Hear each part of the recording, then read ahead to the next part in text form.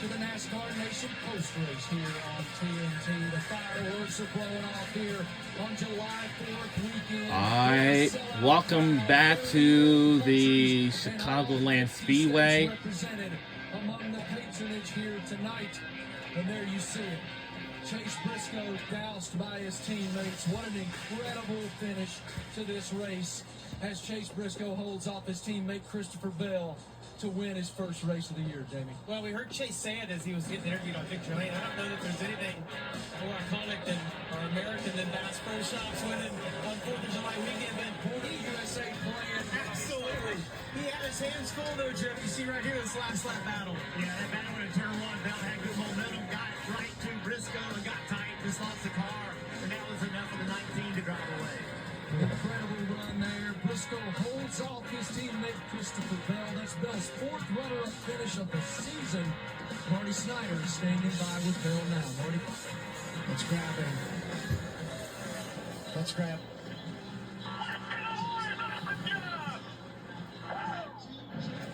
Okay, we're going to go to Shannon Spake with Denny Hamlin. I remember that guy on the left from SEC Nation on the left. Hey, that's right. Denny Hamlin extends his points lead, 44 points over Tyler Reddick, but I know you were just hanging on for this third place finish of these closing laps. How would you assess the overall day, Denny? You know, I thought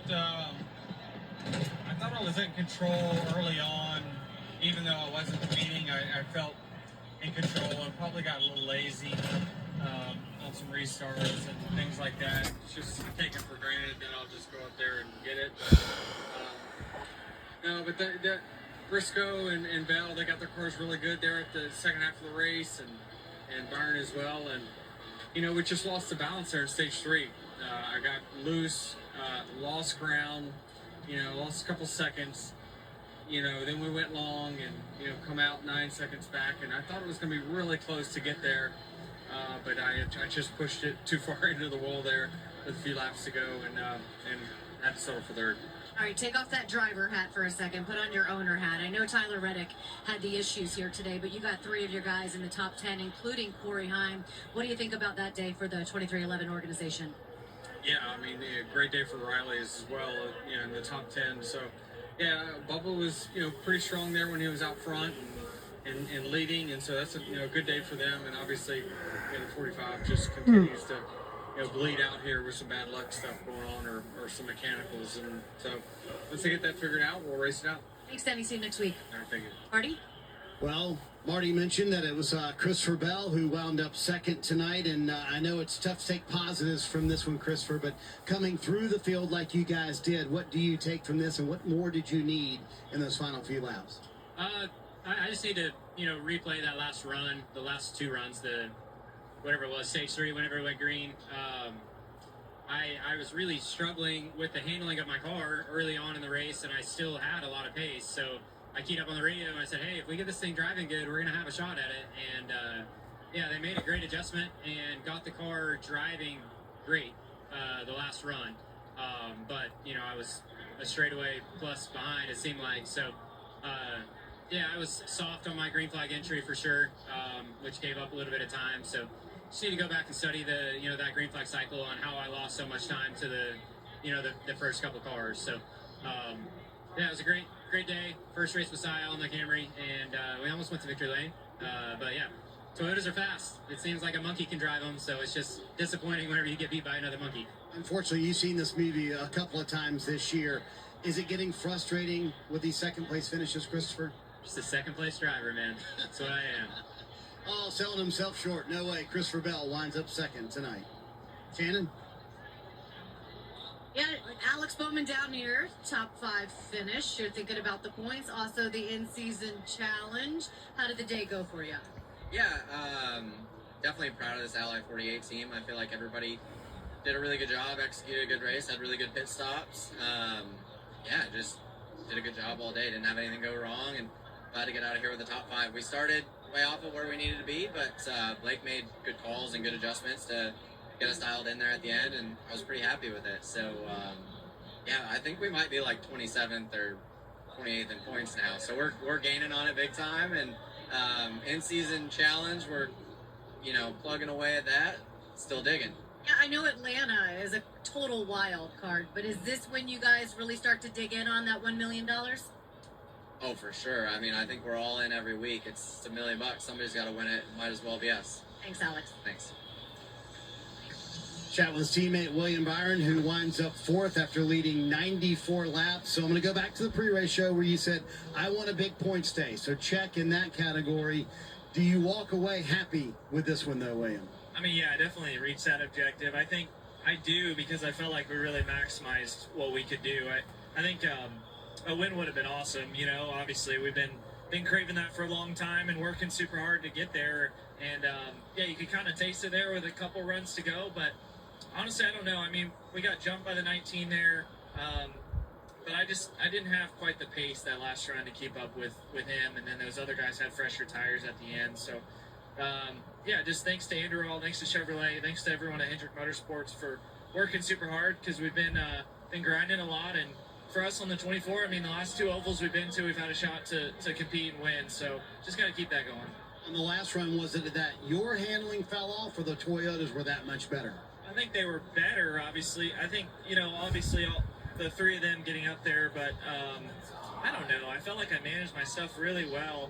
I was a little bit tight, and then the last 10 to 12 laps I started to fall off, and the 20 really came on. So I don't know. I think if I had clean air, I would have been able to control a little better, but those guys still had some pace on us. Great night for the 24 team. A lot of points in the bank, Marty. Thank you, Marty. Incredible run by William Byron. In the pre-race show, he didn't seem that optimistic about his opportunity today, but they had a fantastic run. Let's go back to Christopher Bell just for a minute. Seeing him still be able to have a smile on his face with yet another near miss. And don't forget, he's battling that injury. He is digging so deep to have the opportunity to have these types of finishes. Well, there's a little bit of, I didn't hear Bell in that interview, our audio cut off, but a little bit of frustration from him knowing that he had a better car at the end, the way that the pit sequence worked out. He had the fresher tires. It looked to me like Briscoe's car started to go away. And I would say the frustration is just that he kind of went for it in turns 1 and 2 on the last lap. Does he maybe just try to stay a little closer to him at that point and make the pass in 3 and 4? But he did an awesome job. I mean, look, with 15 laps to go, they're like, there's no chance they're going to be able to catch him. You see right here, this is heading down into turn 1. He drives in right behind Briscoe, gets tight, and then look at the momentum that he loses here. It's always this is one of those moves that you go home tonight and you lose sleep, but he did a great job. Yeah, if you break it down, not that the 16 car Allmendinger did anything wrong, but there was nowhere else for him to go. Like you don't want to have to follow the car in front of you because there's an empathy. It hurts the way your car drives, but there was nowhere else for him to go. So this is kind of bad timing at the wrong time. William Byron led a race high 94 laps. Again, we're talking about this team escalating its performance week after week after week. Hendrick Motorsports as a whole, they're making more speed now. I would say so. I would think leaving here tonight, there's some optimism. If you look at what they were able to do, the only bad spot in that is Larson. And the reason I say that is he lost it all by himself. And what that does, these cars, they're borderline. I mean, you have to drive them on the edge. And when they get around on you, they're around you. They don't really talk to you. And that makes you lose confidence, right? It makes you, where is the edge of this thing? He didn't know he was going to spin that race car out. And for a race car driver, that's difficult. It's difficult to know if you're going to go fast, you have to dance on the edge. You have to dance on the edge of wrecking. There's no opportunity to have success unless you're willing to do that. But where is that edge? And if you can't feel it, it's hard to build confidence. Byron had a great day. Obviously wins both stages. Briscoe, the James Small did a great job coming 1 lap early, pitted kind of on the early side of that. But he was a second behind, cycled through 1 lap later, was a second ahead. And the one thing that William referenced in his interview is, you know, in that final run, they lost the handling of the car. And if you look at the scoring pylon, Joe Gibbs Racing, all those cars got better at the exact right time. So I don't know that Byron would have been able to hang on, but he would like to have that back, have control of the race, and maybe to see if he could challenge Briscoe at the end. The wind shifted. The wind's blowing that way. We really didn't have much wind an hour ago, and it's cold. It's actually cold. So a big temperature change, a big wind change, and some people kept up with that and some people didn't. Really tough day for Tyler Reddick, but a great day for his teammate Bubba Wallace. Danielle Trotta with Bubba now. Danielle. Okay. Bubba Wallace bringing it home 6th today. A fantastic car, Bubba. Were you as pleased with the speed as your crew chief seemed to be a lot of that race?